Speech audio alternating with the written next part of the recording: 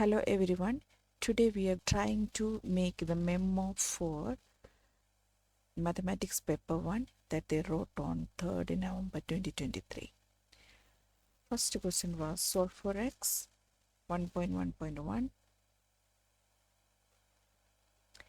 X, it's factorization question. So the factors are x plus 4 and x minus 3 equal to 0. Therefore the solutions are x equal to negative 4 or x equal to 3. 1.1.2, the bracket tells us that we are going to use the formula, but before that, standard form, that is 3x square minus 2x minus 6 equal to 0. That means x equal to negative b plus or minus square root of b square. Substitution as 1 mark for a c, the whole divided by 2a. When you put this in the calculator and also rounding off, the answers are 1,79 or x equal to negative 1,12. Okay, now comes 1.1.3. Let me write here 1.1.3. You square on both sides, that is square root of 2x plus 1, left hand side, square it, equal to x minus 1 square. That will give us 2x plus 1 equal to x square minus 2x plus 1. Now collecting the terms to one side, minus 2x plus 1 minus 2x minus 1 equal to 0. That will give you x square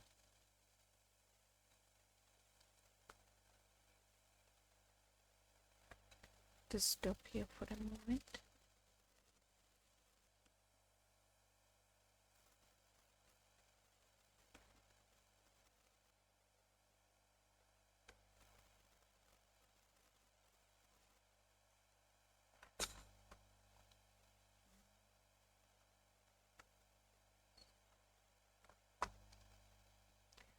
Okay, which is equal to x square minus 4x equal to 0.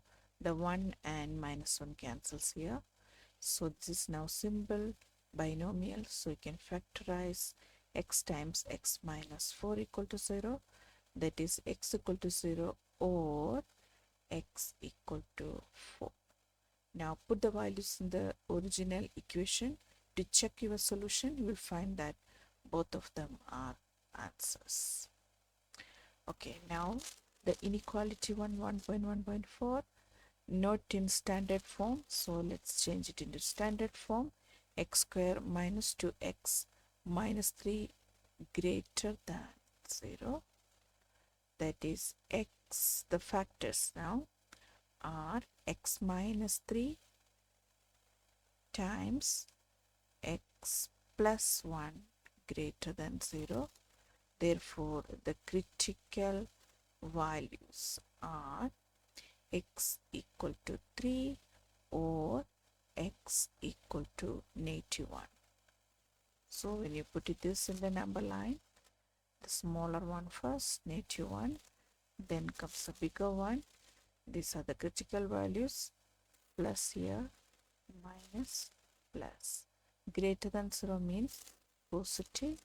So the answer is on both sides of the critical value. That means x less than negative 1 or x greater than 3. 4 marks. Now solve for x and y simultaneously. We call one equation equation 1 and the other one is equation 2. Now from equation 1 you will get the value of x, which is going to be x equal to 2y minus 2. That is, let's call it equation A. We are going to substitute in equation 2, but after simplification, but which is already in fractional form. So let me simplify that further. The common denominator is xy. On top you will get x plus y equal to 1. Cross multiplying will give you x plus y equal to xy. Now we are going to substitute equation A, which is the value of x in this equation. That is, in the place of x, we can now write 2y minus 2 plus y equal to 2y minus 2 times y. That is 2y plus y is 3y minus 2 equal to 2y square minus 2y. Let me bring everything to one side. 2y square minus 2y minus 3y plus 2 equal to 0. That means 2y square minus 5y plus 2 equal to 0. You can use the formula or factorization. If you're factorizing, you are going to get 2y minus 1 times y minus 2 equal to 0. That means y equal to half or y equal to 2. Substituting in equation A, you get the value of x there now, which is x equal to 2 times half minus 2, which will be negative 1, and x equal to 2 times 2 minus 2, which is 2. These are the two x values, two y values. Now 1.3, 2 to the power m plus 1 plus 2 to the power m equal to 3 to the power n plus 2 minus 3 to the power n. You are asked to find the value of m plus n. So let's simplify as far as possible. Then you will come to a step where you can find the values of m and n.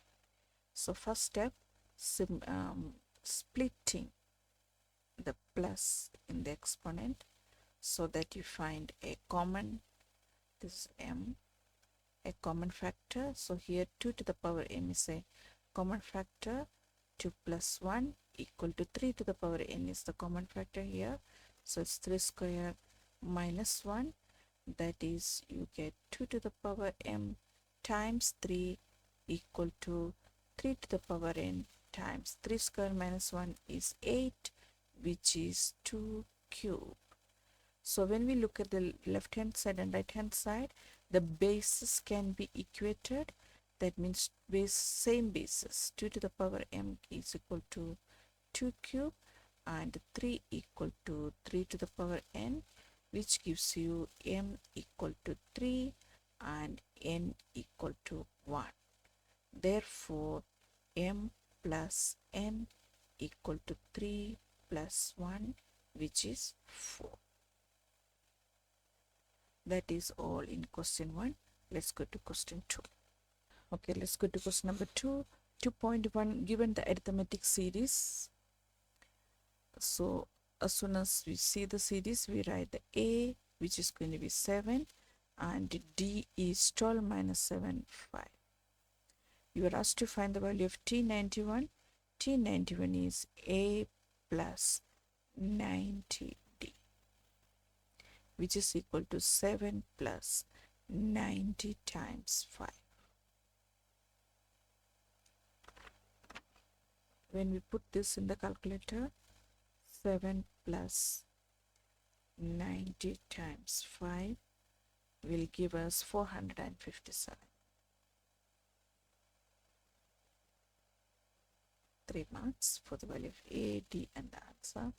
Now 2.1.2 S91. So here we are applying the formula. n over 2 times. So n is 91. So 91 over 2 times 2a is 7 plus n minus 1. 91 minus 1 times d.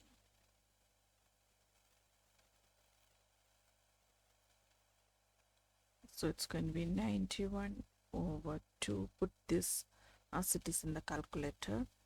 2 times 7 plus 91 minus 1 times d. So the answer is 8, 8, 2, 7. 2 marks. Substitution answer 2 marks. Calculate the value of n for which Tn equal to 517. So Tn, so we have to calculate the Tn, the formula for Tn, which is a plus n minus 1 d. That is, here a is 7 plus n minus 1 d is 5. Okay, which is 7 plus 5n minus 5, that is 5n plus 2. Given that Tn is 517, so you can say 5n plus 2 is 517. That means 5n equal to 517 minus 2, which is 515. Now divide by 5. Therefore, n equal to 103.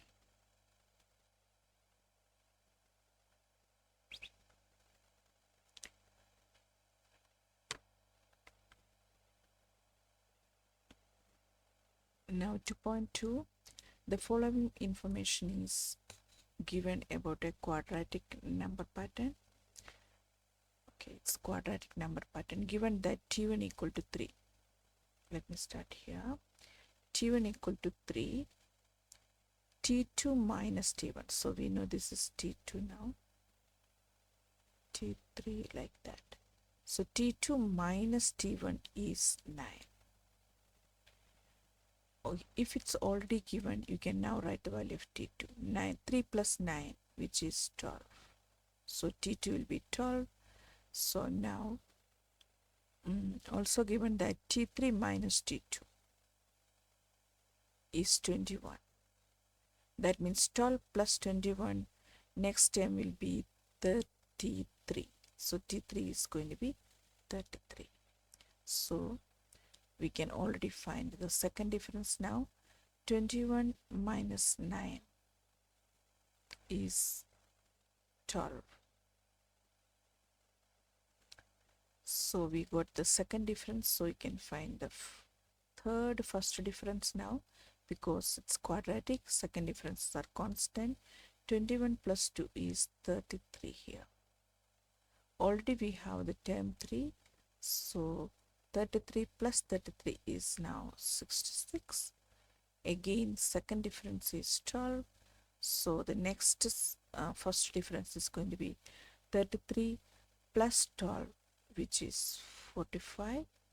So the next term that is asked in 2.2.1, that is term number 5. T2, T3, T4, T5 is going to be 66 plus 45, which is 111. We found it. That is what you were asked to show that. So you can show these steps how you got the answer. 2.2.2, show that the general term of the quadratic number pattern. So once we already have the pattern, you can now write 2a equal to 12. That means a equal to 6 dividing by 2. Now 3a is 6 plus b is equal to 9. Therefore, b equal to 9 minus 18, which is negative 9. Now a plus b plus c equal to 3, but a is 6, b is negative 9, plus c equal to 3. Therefore, c is 3 minus 6 plus 9, which will give you 6. So, therefore, Tn equal to 6n square minus 9n plus 6. We showed that one as well. Now, show that the pattern is increasing for all n element of n. Increasing and decreasing where the gradient of the tangent is positive. So, if the derivative of Tn is positive, then it will be increased. So, let's find the derivative, which will be 12n minus 9. It must be increasing for all n element of natural numbers. So 12n minus 9 is going to be positive for all natural numbers. Natural number starts from 1, 2, 3, 4.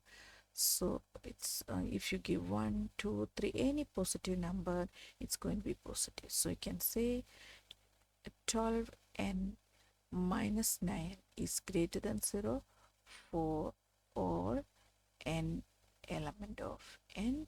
Therefore, the pattern is increasing for n element of n. Okay, that is question number 3. Sorry, question number 2. Let's go to question number 3 now. In question number 3, you are given a geometric series 3 plus 6 plus 12 plus etc. to n terms. Write down the general term of this series. General term is Tn. It's a geometric, so it's a r to the power n minus 1. A is 3, r is 6 over 3, which is 2. So it's 2 to the power n minus 1. You can leave it like that, it's just one mark. Calculate the value of k for which this is 98301. Okay, you can expand and see if whether it's the same series. Let us expand to see. So when you expand, when you give p equal to 1, you get 3 plus when you give p equal to 2, you get 6 plus when you give p equal to 3, you get 12. So it's the same series. So we already know the a is 3 and r is 2. So the sum is this one. So we are going to use the sum formula for k values is 98301. So let me write here sk. For the geometric series, it's a times r to the power k minus 1 divided by r minus 1 is equal to 98301. Let us substitute 3 times 2 to the power k minus 1 divided by 2 minus 1 equal to 98301. When you simplify this one, 2 minus 1 is 1. When you divide this 98301 by 3, you get 2 to the power k minus 1 equal to, when you divide by 3, you get 3, 2, 7, 6, 7. Bring the 1 over, so you get 2 to the power k equal to 3, 2, 7, 6, 8, which is the power of 2 to the power 15. That means k equal to 15. The question was just to find the value of k. Now 3.2, a geometric sequence and an arithmetic sequence have the same first term. The common ratio of the geometry, so it's given that r equal to 1 over 3, common difference, that means d equal to 3, first term is same, let's call it a. Now the sum of 22 terms of the arithmetic sequence is 734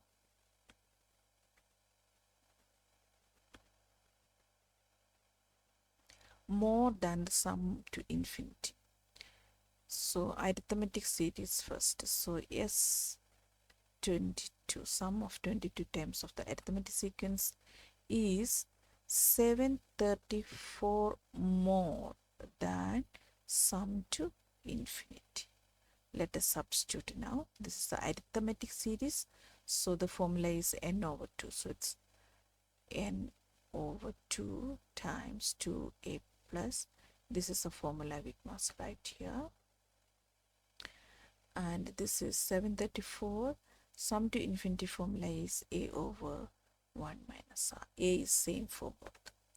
Okay, so here it's 22 terms, so it's 22 over 2 times a, we don't know, let's call it a. 22 minus 1 times 3 equal to 734 plus a is still a, 1 minus 1 over 3. So it's simplification here now. So when we simplify further, it's going to be 11 here now times 2a plus 22 minus 1 is 21. 21 times 3 is 63. 63 equal to 734 plus, here you get 2 over 3, that is 3a over 2. So opening the bracket here, 22a plus 11 times 6, 93 equal to 734 plus 3 over 2a. Okay, collecting like terms. Next step, 22a minus 3 over 2a equal to 734 minus 693. This will give you 44 minus 3, 41a over 2 equal to 41. We reached there, which is therefore a now. Therefore a equal to 2. That is what you were asked to find. Calculate the value of the first term. So that is question number 3. Let's go to question number 4.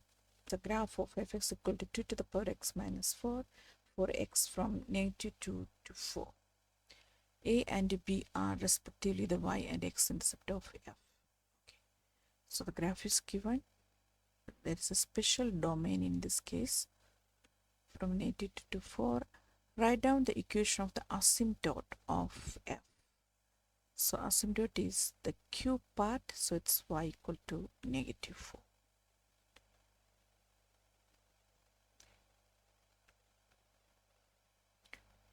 Y equal to negative 4. Coordinates of b. B is the x-intercept. So function is f of x equal to 2 to the power x minus 4. Y-intercept means y equal to 0. So it's 2 to the power x minus 4 equal to 0. That is 4 equal to 2 to the power x. So it's 2 square equal to 2 to the power x. That is x equal to 2. So the coordinate of B is 2, 0. Determine the equation of k, a straight line passing through A and B in the form kx. So A, B we now know it's 2 here, it's 2 here. A is the y-intercept. Let's find the y-intercept of fx. Y-intercept means you put x equal to 0. That means y equal to 2 to the power 0 minus 4, which is negative 3. So this point is negative 3. So we are going to find the equation of the line passing through A and B, starting with the gradient. Gradient is y2. So the points are, so okay, let me write A and B. A is 0, negative 3, and B is the point 2, 0. Let's find the gradient. 0, minus minus 3 divided by 2 minus 0. So the gradient is 3 over 2. So the equation of the line is therefore y equal to 3 over 2x. The y-intercept is already available, minus 3, it passes through a. So that is the equation of the kx. Okay, so it's supposed to be written as kx equal to, in the form kx equal to 3 over 2x minus 3.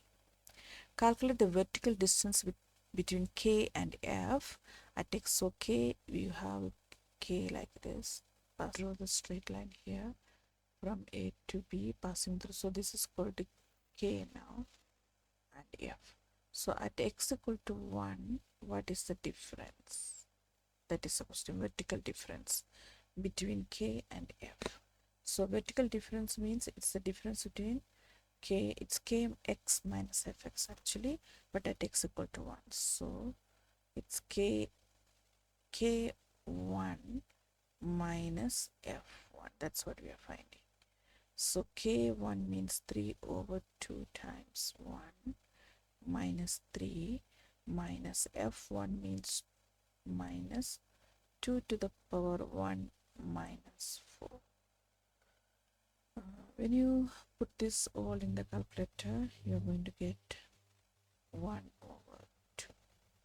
So that's the distance between k and f at x equal to 1, 3 marks. So the mark is for the substitution, and the answer 4.5. Write down the equation of g if it is given that gx equal to fx plus 4. So already given gx is fx plus 4. So this is now equal to fx is 2 to the power x minus 4 plus 4 means g of x is 2 to the power x. Write down the domain of g inverse. So g of x is this one, domain gx is this one. So domain of g inverse will be the range. It will be same as the range of gx. So let's go to the graph to see how the range looks like. So if it goes 4 units upwards, the new gx is going to look like this. So the range will be from this point until that point. Okay, let me just go to the domain here. The domain was, so the graph only goes up to this point, from this point. So the domain remains the same because it's a shift upwards.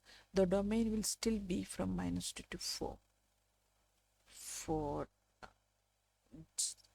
fx and also for gfx. Now what is the corresponding range? We have to find the range of g of x. That means when x equal to minus 2, what is the y value? Range is from here, y value, until the y value there.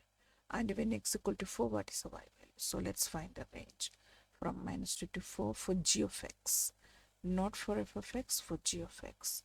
So in g of x, which is 2 to the power x, you give x equal to minus 2, then the yx equal to minus 2, then the y will be 2 to the power minus 2, which is 1 over 4, and when x equal to 4, y will be 2 to the power 4, that is 16. So the range of g of x is from 1 over 4 until 16, which was not included. Okay, therefore the domain of g inverse, so domain of g inverse will be x from 1 over 4 until 16. That is the domain of g inverse. Okay, write down the equation of g inverse in the form y equal to. So g of x is y equal to 2 to the power x, interchanging x and y, 2 to the power y, Therefore, y equal to log x to the base 2. So that is g inverse x. That's all in 4.7. Let's go to question number 5. Okay, let's go to question number 5. The graph of fx equal to negative half x minus 1 square plus 8 and gx equal to d over x are drawn below. A point of intersection of f and g is B, the turning point of f. The graph f has x-intercept at negative 3, 0 and 5, 0 and the y-intercept at c. Okay, so first question is,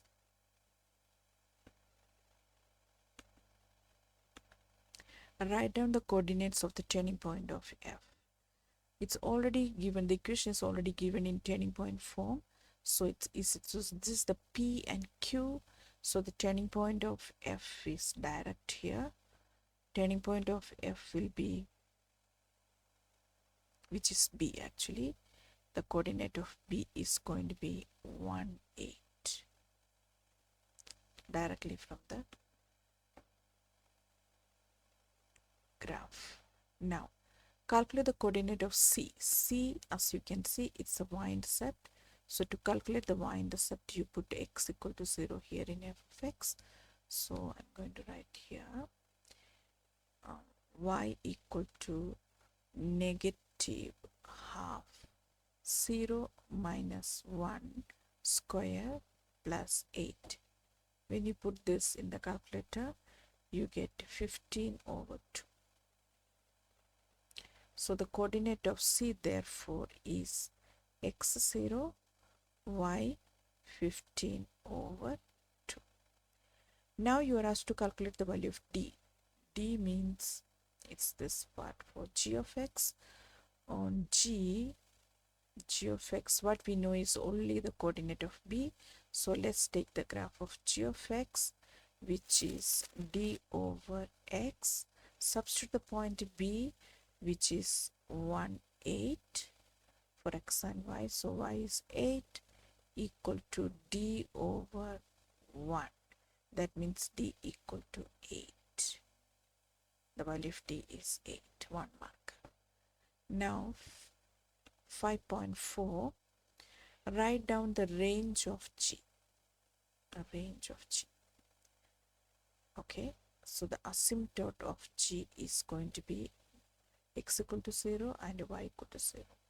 So the range of g will be y element of R where y not equal to 0 because it's asymptote. Now for which values of x will fx times gx less than or equal to 0?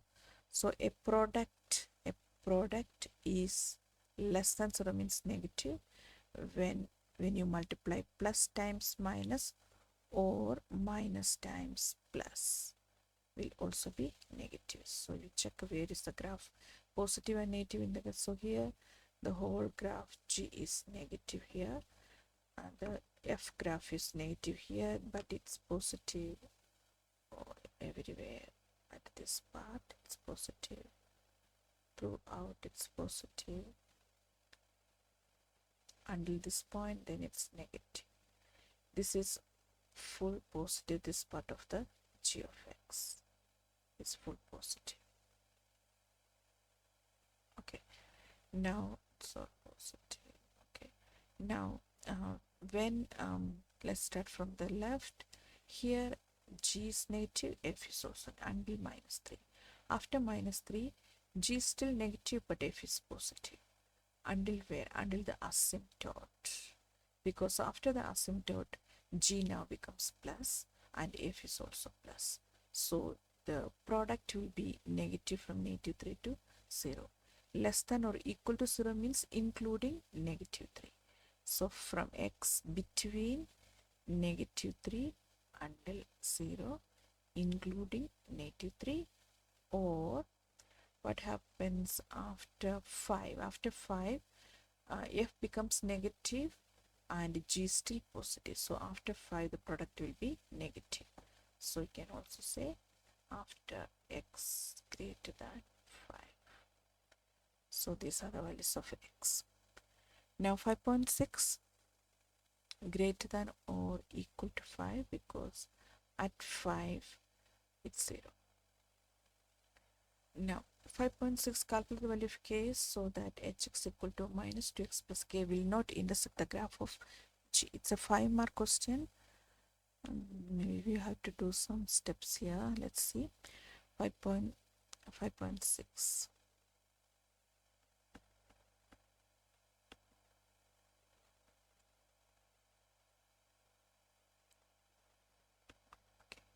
For 5.6, h of x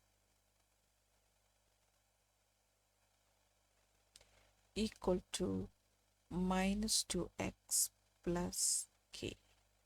But what is our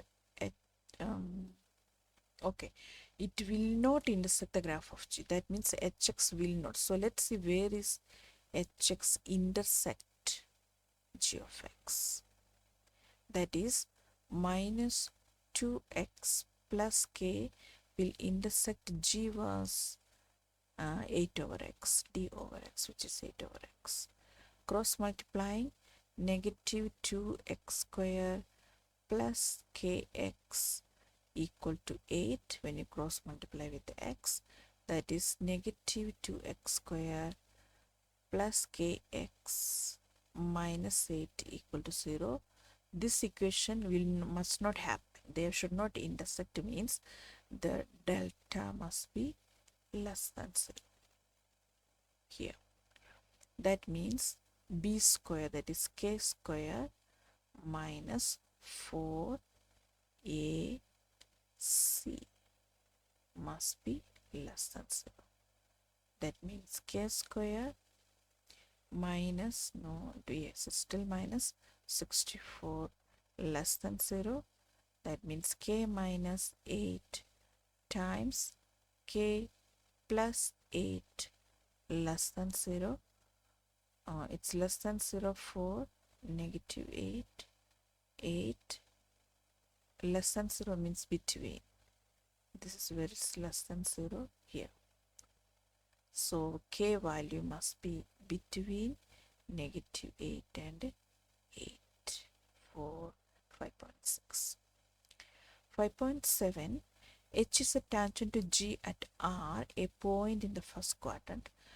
Tangent, calculate t such that fx plus t intersect g. So it's still hx. When hx is a tangent, that means when this becomes a tangent to g.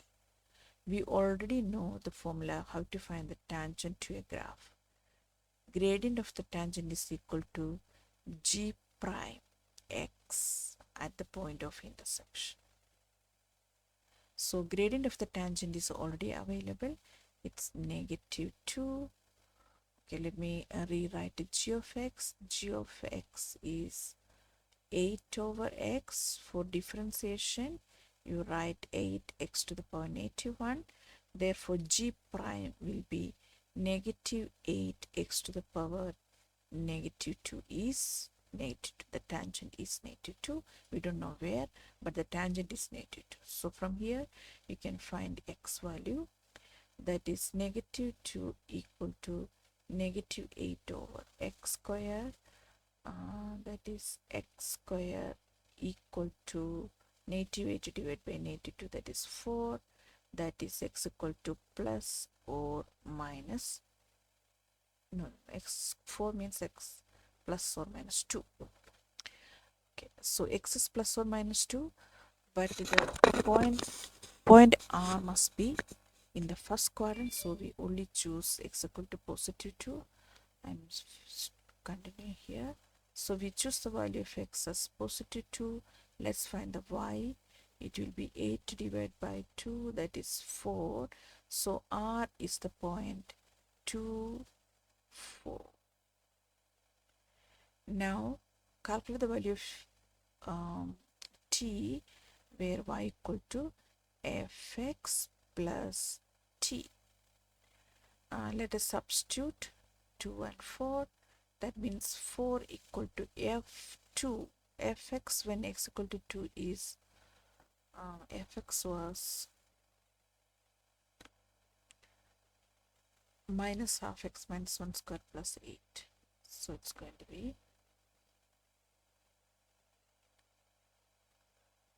be minus half x is to 2 minus 1 square plus 8 plus t.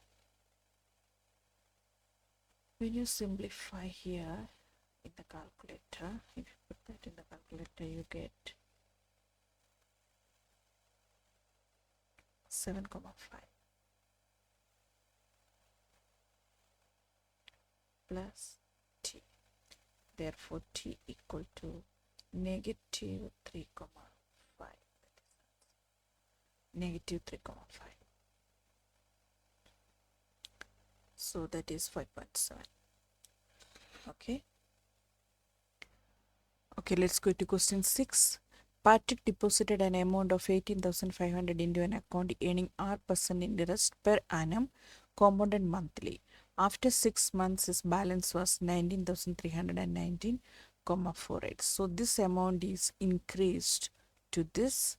It's a deposit compounded monthly. So all this tells you that the formula is A equal to P times 1 plus I to the power n.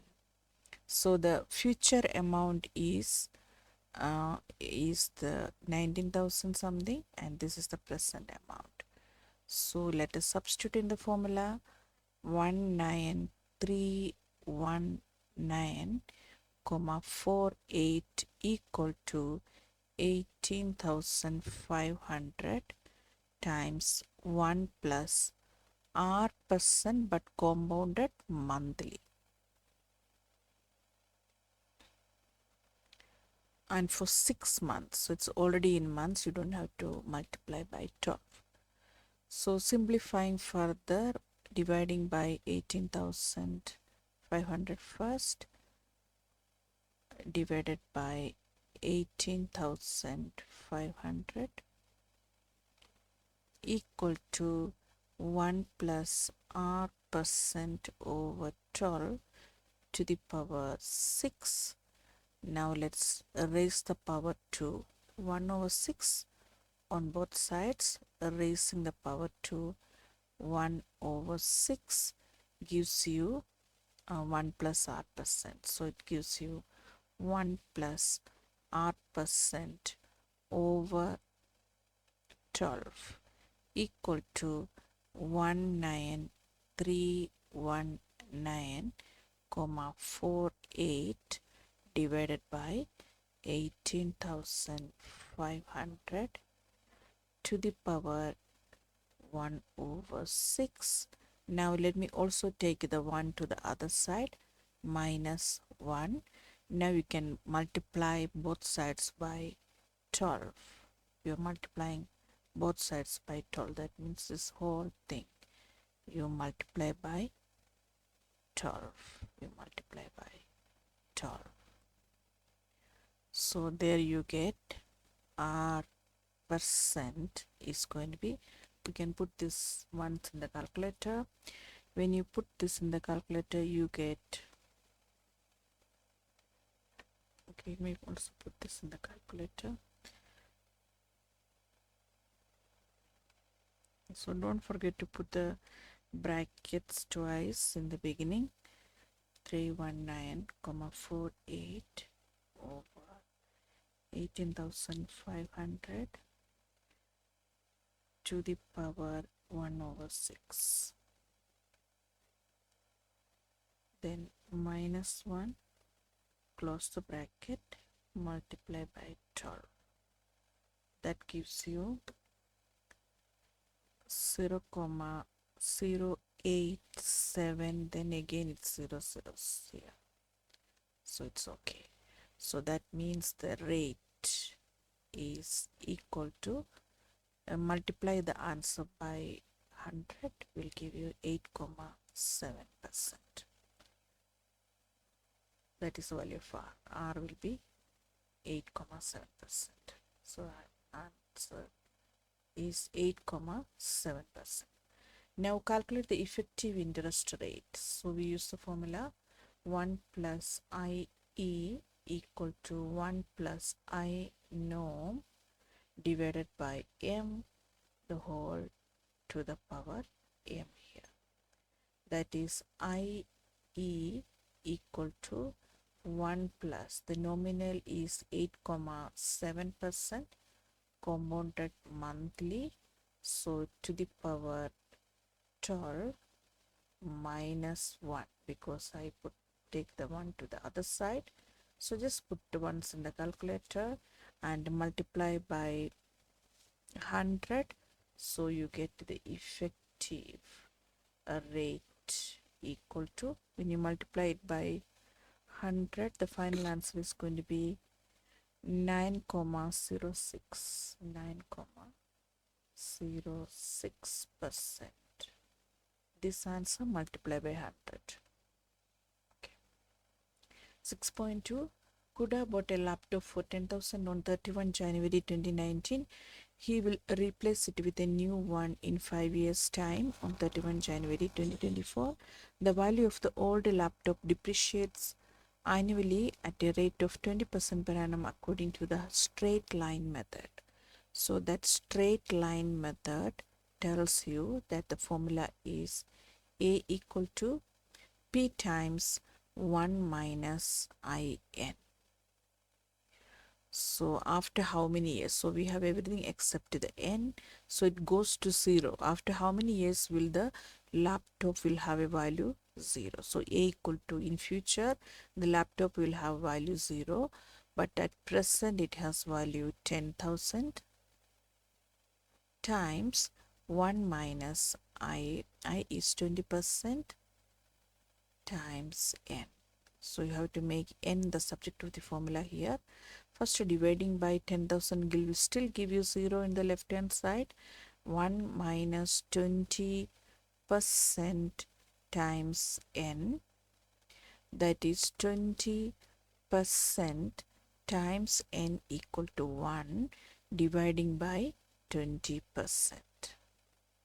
Now remember to put the percentage sign.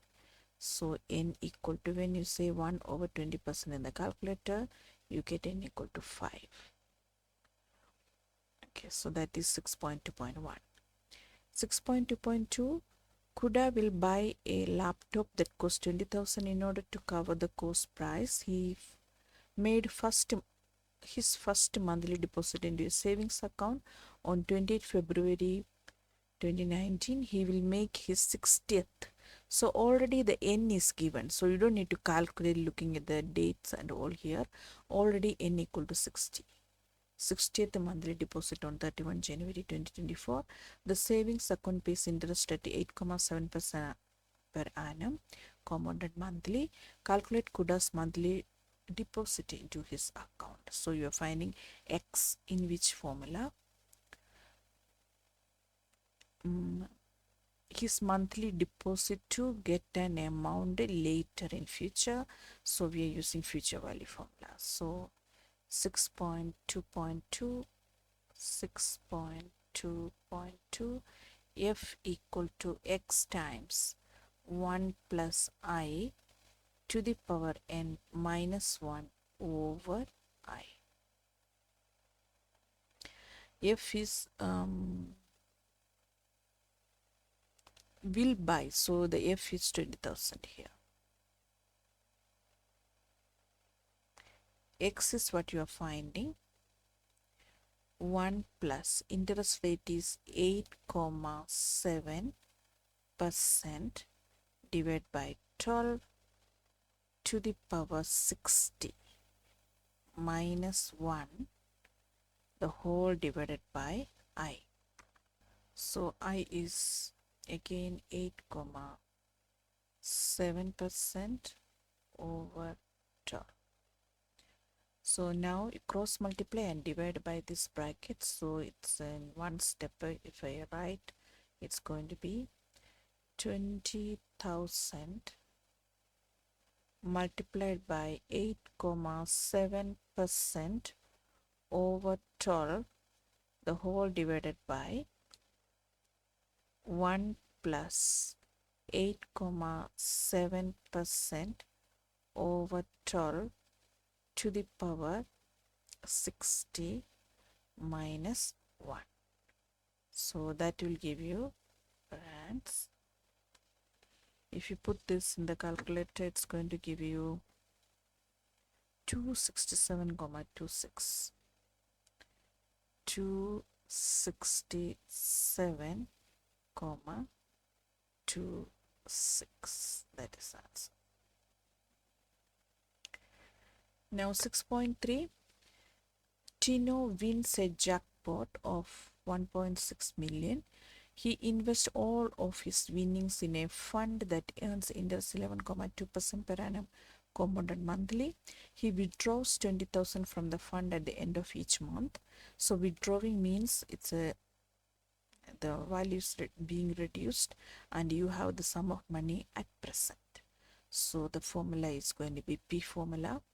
His first withdrawal is exactly 1 month after his initial investment.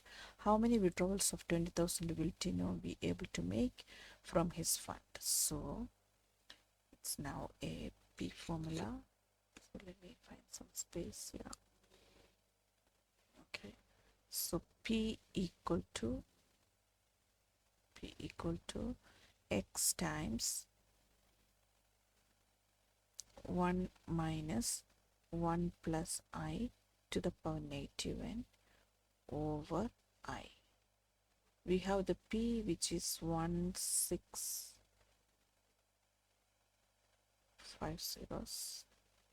equal to X is 20,000. Every month he withdraws 20,000.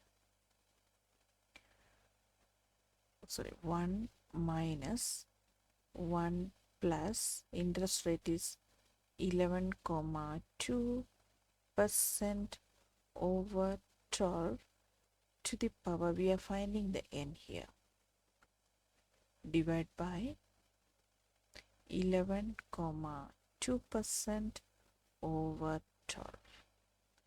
To get the n, you first cross multiply and divide by 20,000. That will give you this alone here. I'm writing that step after the cross multiplication. You bring the negative term to this side, which will give you 1 plus 11,2% over 12 to the power negative n equal to 16,000 times 11,2% over 12 whole divided by 20,000 minus 1 minus, I skipped one step there.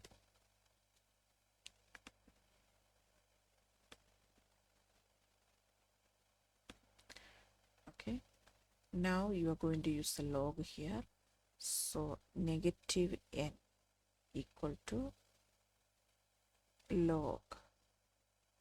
The base is 1 plus 11,2% over 12, and the other part is this whole thing actually. So you write that whole thing now here in the calculator. 1 minus 1.6 million times 11,2% over 12 divided by 20,000 here in this bracket. So when you do that,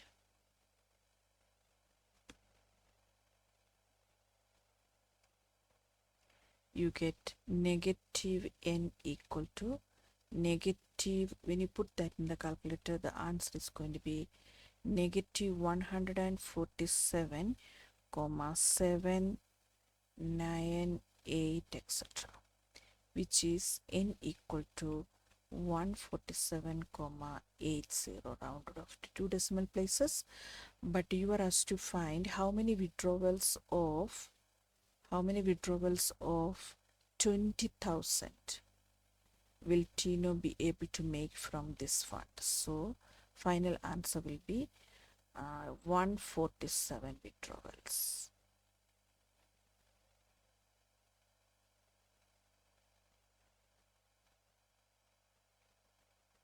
withdrawals of 20,000 because the last withdrawal will be less than 20,000. 147 comma 80 means the last withdrawal.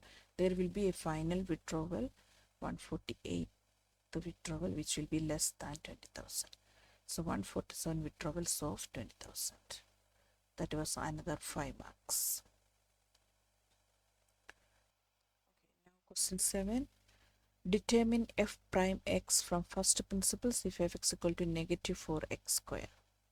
So for always finding from first principles, we start by finding f(x) plus h, which is negative 4 times x plus h square, which is going to be negative 4 times x plus h square is x square plus 2xh plus h square. So the fx plus h is going to be negative 4x square minus 8xh minus 4h square.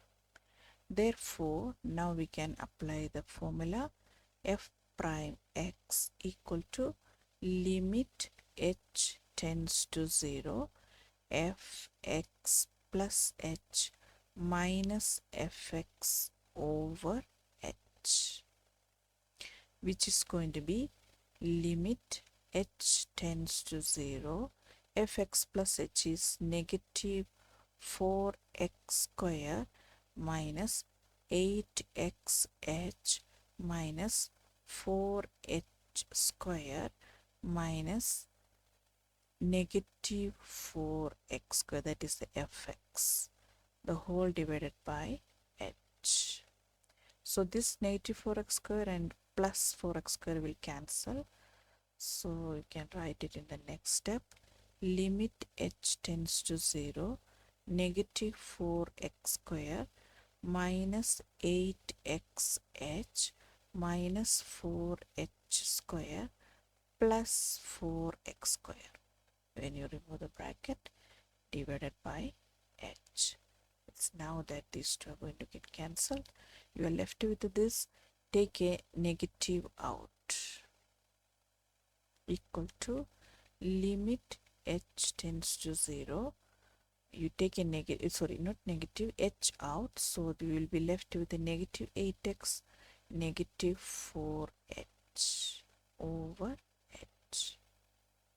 Now the h cancels, which will give you limit h tends to 0, negative 8x minus 4h. Apply the limit, that is h is 0, so the final answer will be negative 8x. Now 7.2.1, f prime x if fx equal to this. Direct question, there is nothing to simplify here, so you can directly write f prime x equal to 6x square minus 3. 7.2.2, you have some simplifications to do. So you simplify the root first. That means dx of 7 times x to the power root to exponential form 2 over 3 plus 2x. It's already simplified already like that.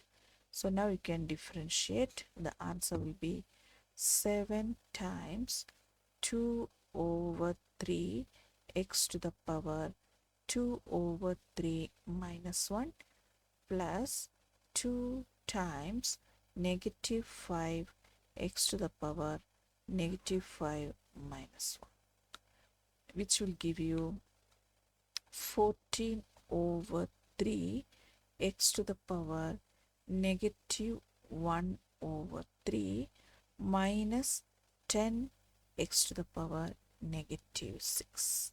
3 marks. Now you have 7.3. For doing 7.3, let me find some space here.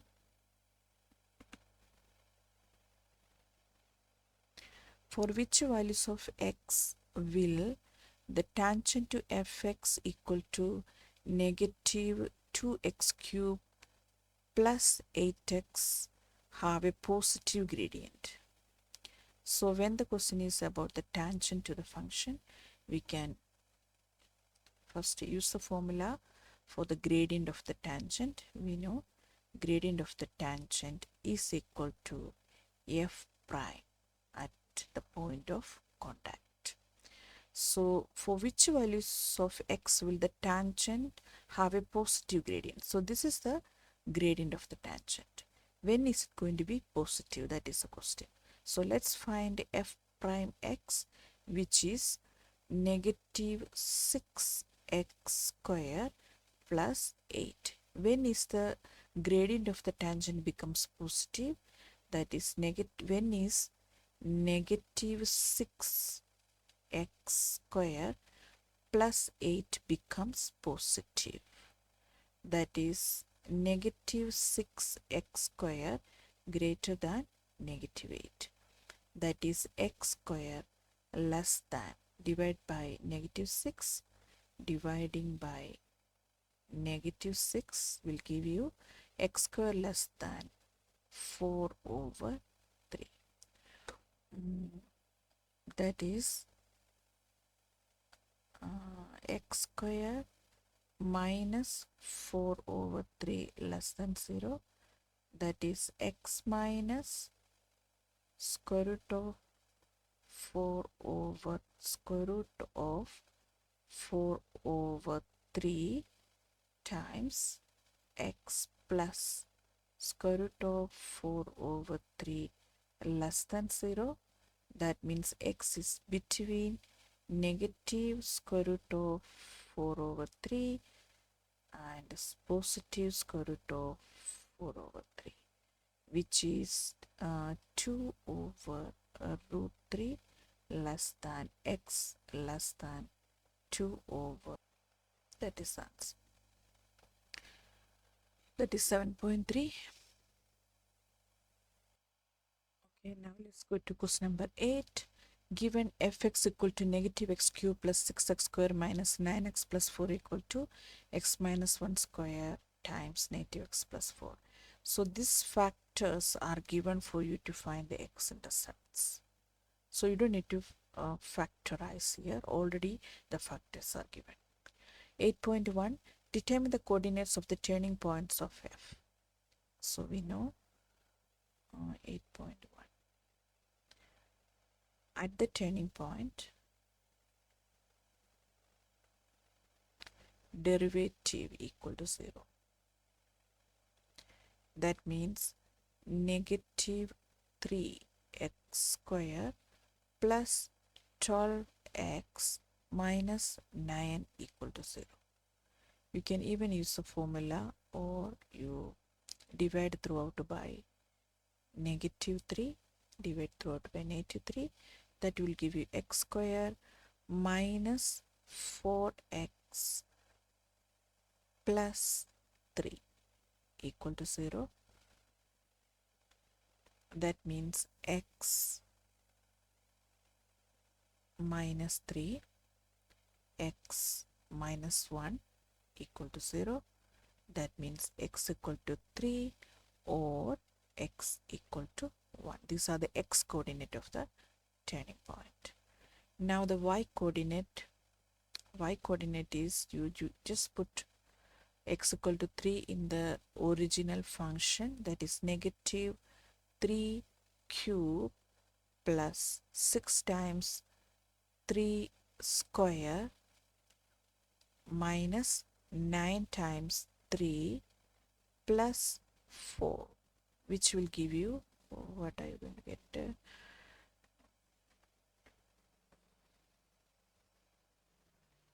4. You're going to get 4 there. Now x equal to 1 is also an x-intercept. That means the y coordinate is going to be 0.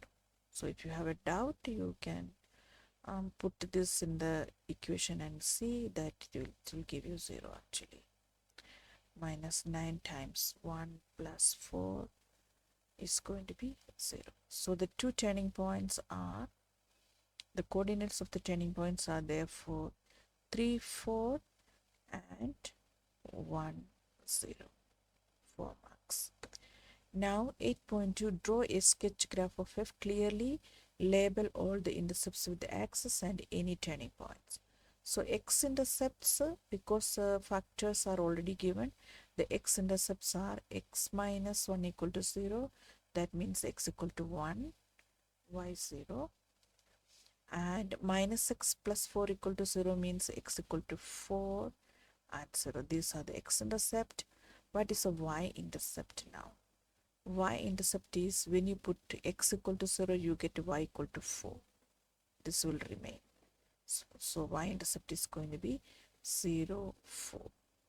And we also have the turning points. That is enough for us to draw the graph.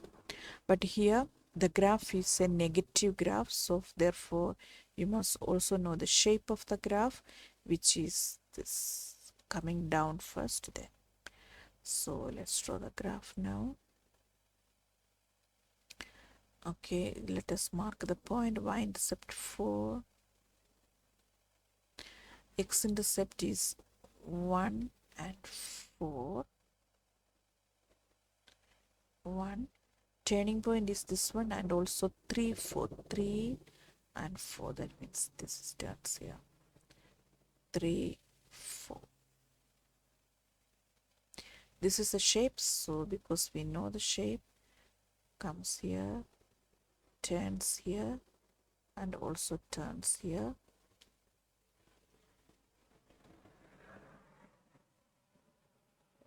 That is the graph of f. So that's the graph of f. All the points are labeled of y-intercept.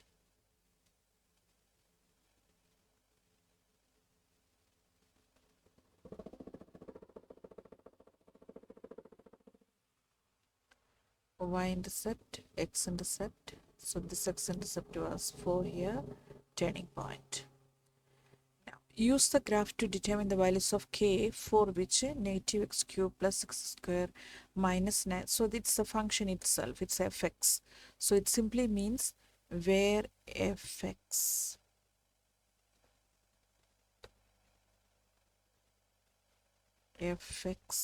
sorry, let's write again.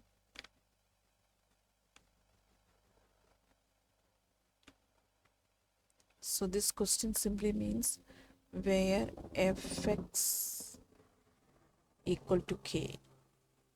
That means the line, the horizontal line y equal to k will have 3 real unequal roots.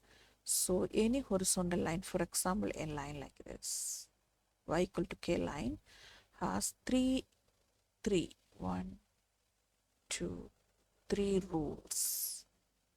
Only between, if the y equal to k line is between this turning point and this turning point. So the answer for this one is the k value must be between 0, y coordinate of this turning point, and y coordinate of that turning point. So this is the value of k.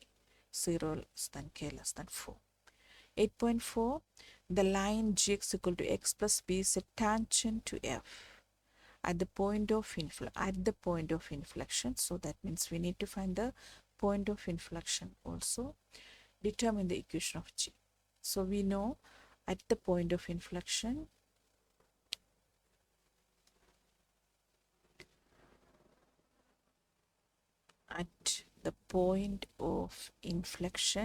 second derivative equal to 0. So we found the first derivative here. So second derivative is going to be negative 6x plus 12. That means negative 6x plus 12 equal to 0, which gives you x equal to 2. The y coordinate will be, y coordinate of the point of inflection will be negative, you put x equal to 2 there in the function.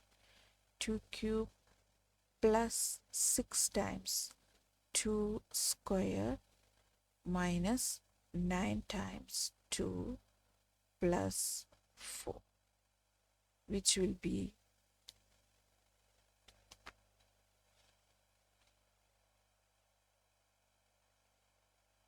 have to substitute in the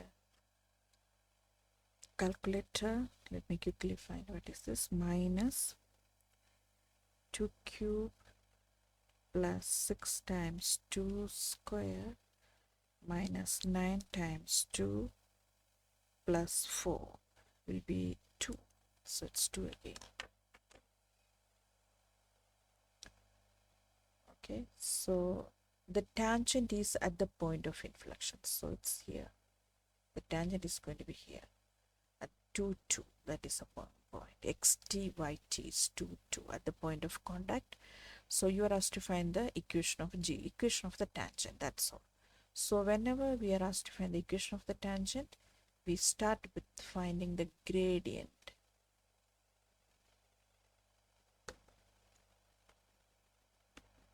Gradient of the tangent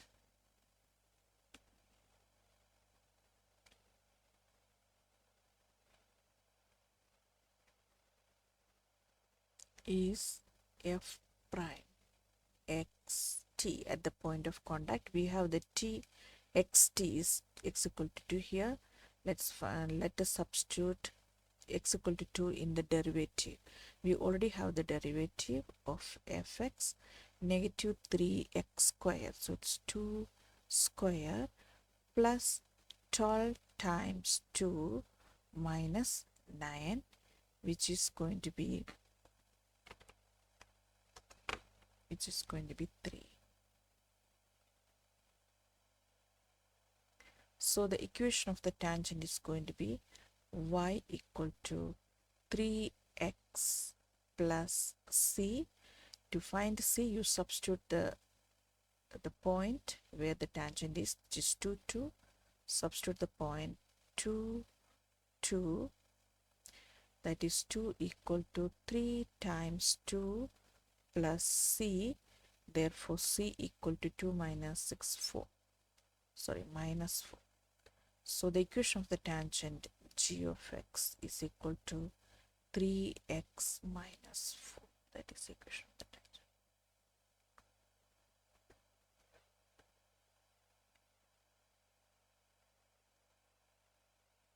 Okay, now calculate the value of theta, the acute angle formed between g and the x-axis. So g is here, this here, tangent. The acute angle formed between g and the x-axis, this is theta. So we can use, you are asked to find the angle, so which is the angle of inclination. So only one formula for angle of inclination, m equal to tan theta. So here the gradient, we already know gradient of the tangent. We found the gradient of the tangent was 3. So 3. Therefore theta equal to tan inverse 3, which is from the calculator you get 71,57 degrees. That is theta. That's all in 8.5. We are moving to question number 9 now. The diagram below represents a printed poster. Rectangle ABCD is the part on which the text is printed. The shaded area ABCD is 432 centimeters square. Shaded area, it's an important information. AD is given as X. So this is an important information here. So ABCD, the area is 432 and AD is X. ABCD is 4 cm from left and right edges of the pages and 3 cm from top and bottom of the page. 9.1, show that the total area of the page, that means this total area, is given by this. So we know area is of a rectangle is length times breadth. So let's find what is the length here. Length is going to be, what is x? X is AD. So this is x, this length. So the total length of the whole rectangle will be x plus 4 plus 4. That is x plus 8. Also the breadth will be, we don't have this side, but another information was given here. For this shaded rectangle, the area is equal to AD times DC, which is 432 equal to X times DC. Therefore, DC is equal to 432 over X. So here the breadth is DC plus 3 plus 3. So which is 432 over X plus 3 plus 3 is 6. That is the length, breadth. So therefore the area in terms of X is equal to length, which is X plus 8 times breadth is 432 over X plus 6. Let's multiply, which is equal to, when you multiply these two, X and X cancels, you get 432 plus 6X plus 8 times 432 is 3, 4, 5, 6. 3, 4, 5, 6 over X. When you multiply these two, plus 8 times 6, 48. Which is simplifying. Let's write this first as in the answer. 3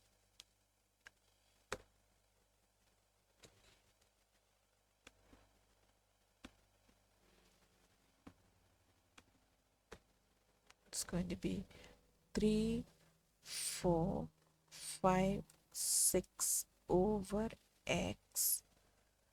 Next term is 6X, 6X. Then you add the 432 plus 48, which will give you 480. That's how you have to show. Okay, now determine the value of X such that the total area of the page is a minimum. So minimum or maximum is area. So that means the derivative equal to 0. So here you can say the derivative of area equal to 0. But before we find the derivative, you have to simplify that area by removing the denominator to like this, plus 6X plus 480.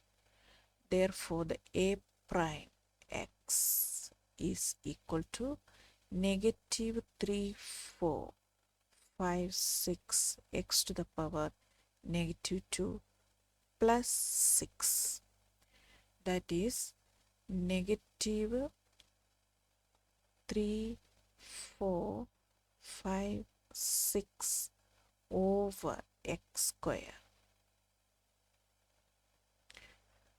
plus 6 equal to 0. That means 3, 4, 5, 6 over X square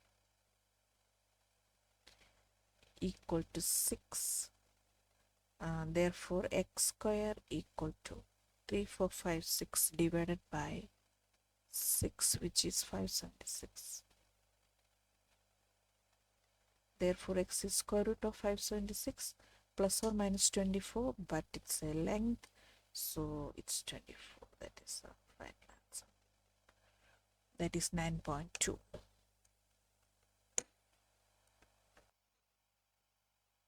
Okay, now we are going to question number 10. In question number 10, A and B are independent events. PA and PB determine PN. So if they are independent events, we know PA and B is equal to PA times PB. That is a formula for independent events. So it's direct, 1 over 3 times 3 over 4, 3 and 3 cancels, So you get 1 over 4. 2 marks. Now at least one event occurs. So here we already saw that there is an A and B. When you have two events, A and B, A, B, at least one event occurs here. At least one event occurs here. Here there are two, that means at least one is still there, and at least one here. So actually at least one means all this. This is at least one, which is actually A or B. So this one is actually same as probability of A or B. So 10.1.2 we are finding probability of A or B. We can use the formula in the formula sheet, which is PA plus PB minus probability of A and B. That means 1 over 3 plus 3 over 4 minus PA and B was 1 over 4. So the final answer, if you put this in the calculator, you get 5 over 6. That is PA or B, or at least one event occurs. Now 10.2, the probability that it will snow on a Darkensberg mountains in June is 5%. When it snows on the mountains, the probability that the minimum temperature in central South Africa will drop below 0 degrees Celsius is 72%.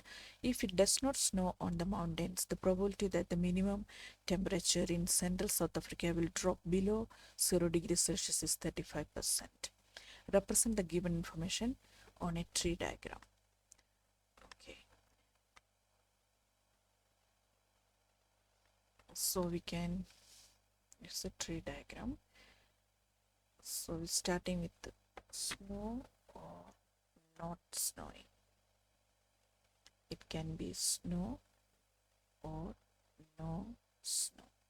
If it snows, the temperature can go below 0 degree or above 0 degree.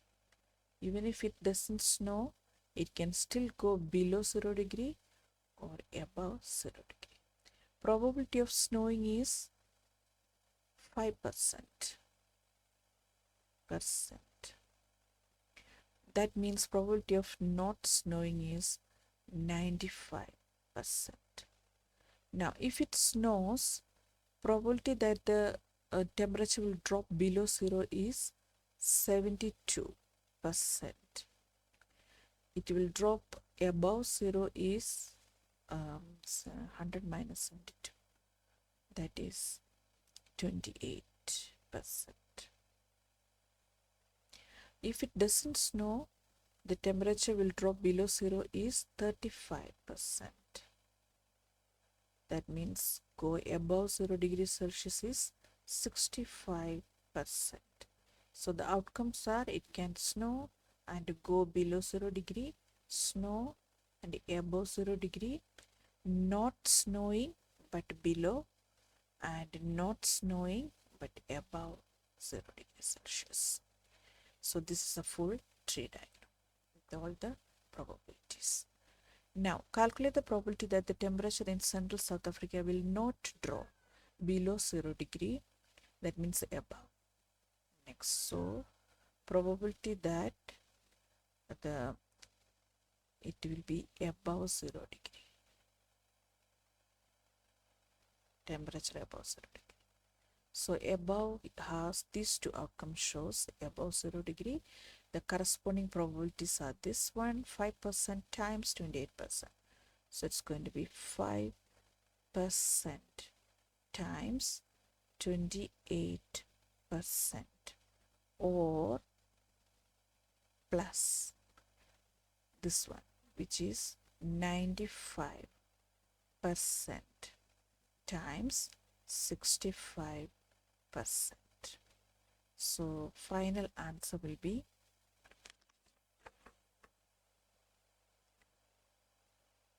63.15%.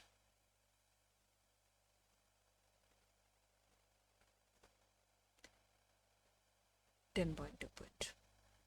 Now 10.3, 10 learners stand randomly in a line, one behind the other. In how many different ways can the 10 learners stand in the line? 10 learners in a row is 10 factorial ways. Also write the final answer. When you put that in the calculator, you get 3, 6, 2, 8, 8, 0, 0. Calculate the probability that there will be 5 learners between the two youngest learners in the line. So there are 10 learners. There are two youngest. Okay. So if the youngest learner stands first, there must be 5 learners in between the two youngest. So how many positions now? 1, 2, 3, 4, 5, 6, 7, 8, 9, 10. This is one way of having two youngest in the middle 5 learners. Or we can have the youngest second place, but then there must be 5 learners, then the youngest, then remaining 2 learners. This is another possibility. Or another learner, third place, then still 5 learners in the middle, then the youngest, then remaining 1 learner. Or in the fourth position, then 5 learners in the middle, then the last one will be. These are the 4 possible ways. So here probability of the answer, probability of this event, that there will be 5 learners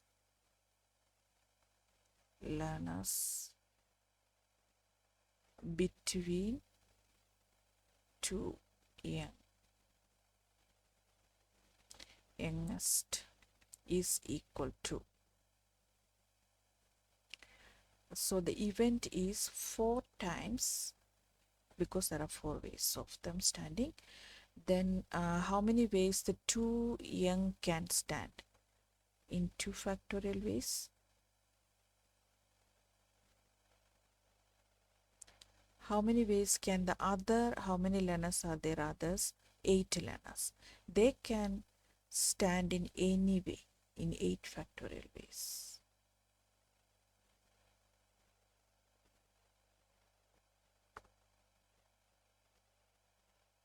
Divided by 10 factorial, because it's a probability.